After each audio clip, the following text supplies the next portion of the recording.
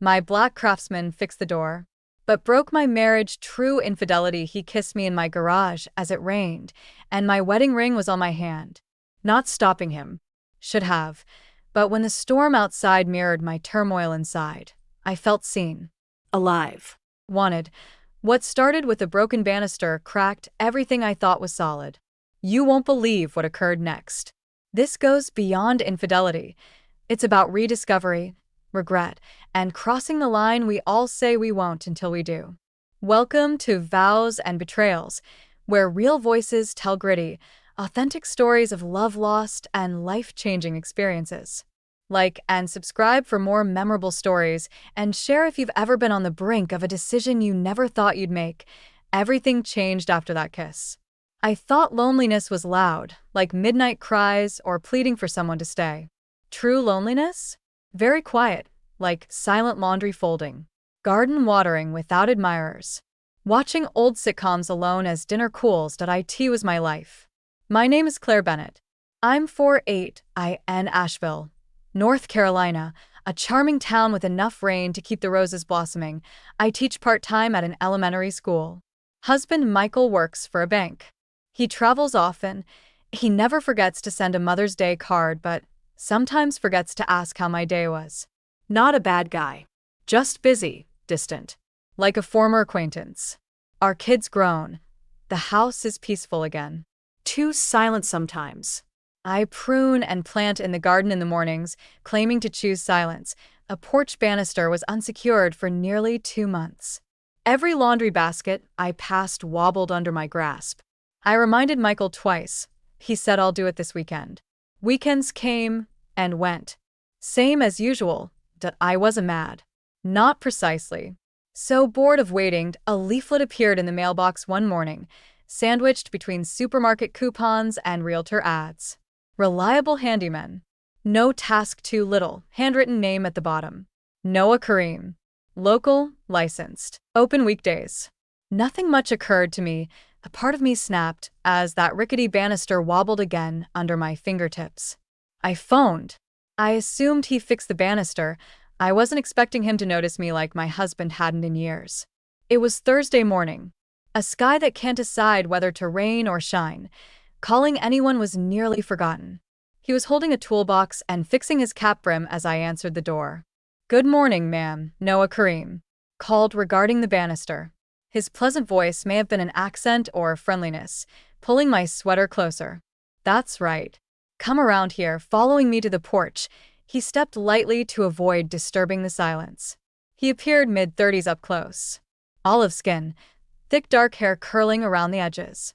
Calm, not handsome. Present, the kind of man who didn't rush anywhere. "It won't take long," he remarked, kneeling to examine the wood. "The construction needs reinforcing but is good." I nodded, unsure whether to stay or let him finish. Through the kitchen window, I observed. He worked concentrated and unrushed as the world slowed down around him. Knocked on the door 40 minutes later. He said, "Finished," wiping his hands on a handkerchief. "Should be solid now." Outside, I strained against the railing. Nothing moved. I thanked you, smiling seriously. Nodding, his lips half smiling.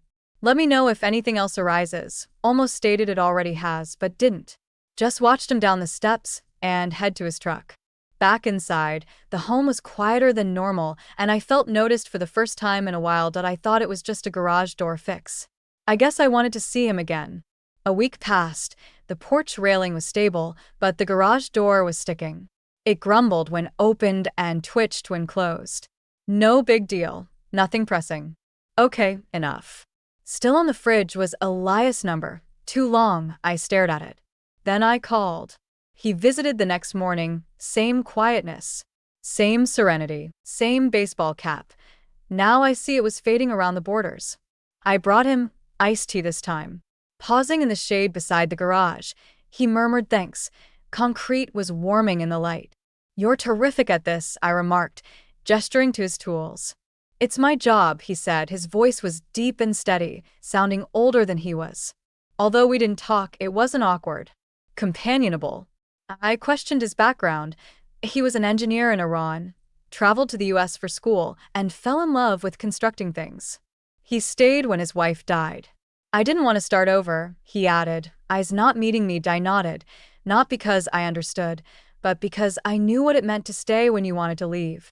After he finished, the garage door moved smoother than in years. I whispered, "You always arrive." He stared at me too long. "You too," he said. I didn't know how to respond. I smiled, thanked him again, and watched him leave. What followed him back to his truck this time? Part of me I believed I'd stored away. It was meant to be final. No more than a couple bent back deck boards. Something changed that day, and not just the wood underfoot. Our back deck steps were sagging. Michael promised to call. He didn't, so I did. Elias pulled into the driveway as I kneeled by the flower beds, hands muddy and damp. "Maggie, you'll exhaust me." He laughed as he left with his tools. "Just keeping you employed," I smiled, sweeping soil from my palms. Work took longer than expected. The boards were worse than expected. The afternoon turned beautiful, and I brought him a sandwich, lemonade, and a chair. Sat side by side on the deck steps. He told me how Jasmine in his mother's Ethiopian garden always reminded him of her laughing. I told him about the kids, their quiet moments after moving out, and Michael's years-long ban on sitting outside. As usual, he listened without interrupting. He stated it quietly, thoughtfully. "Maggie, your home is lovely. Sometimes you don't seem to believe that." I delayed responding, but I couldn't. We didn't move as the sun set. Shadows stretched across the grass, and a breeze picked up. He stood and worked. The silence between us no longer felt empty as I stared. It felt full, like something was said. If you felt something you couldn't say, leave a dot in the comments. Sometimes one dot communicates 1,000 words. It wasn't rain or a faulty faucet. He stared at me like I was still important. The old faucet in the upstairs bathroom started dripping occasionally.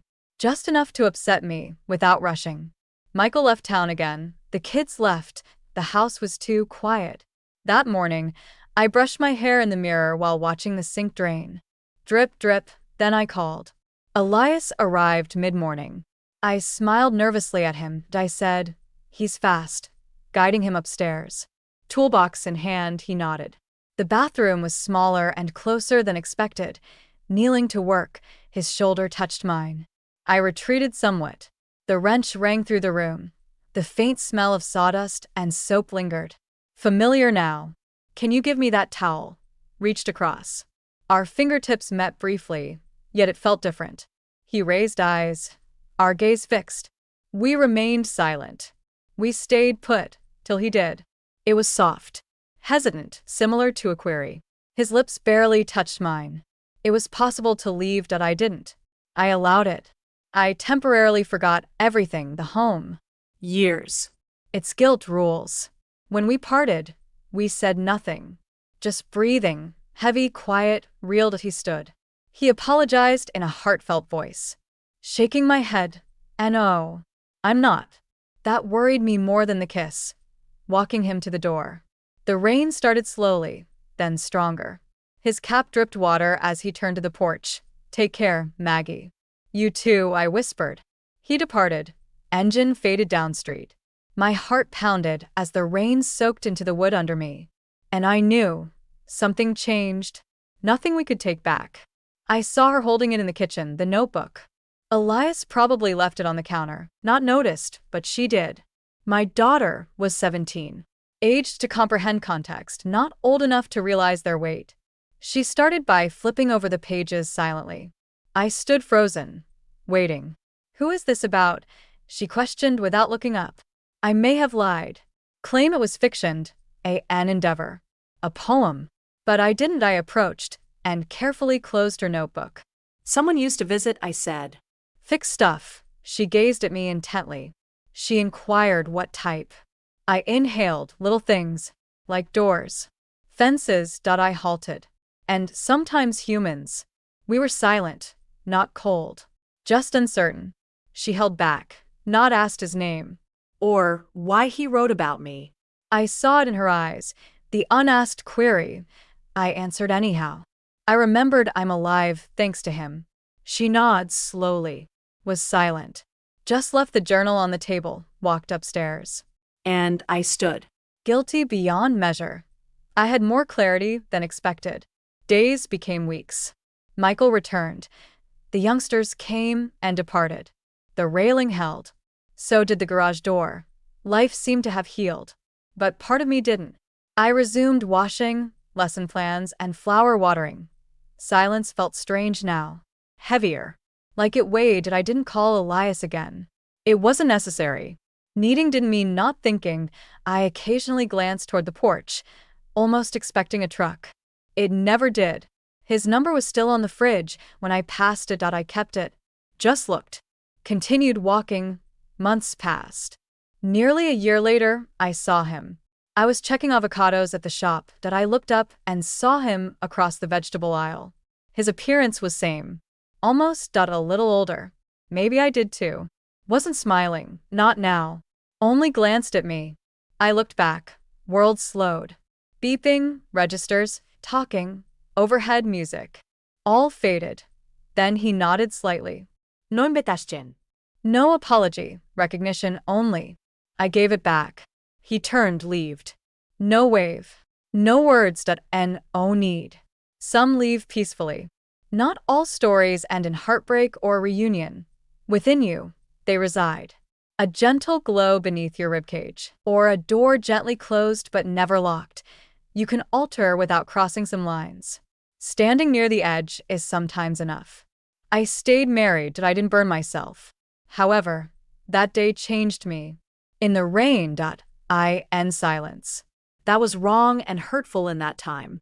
Story isn't about cheating. There's loneliness between I love you and I'll be home late.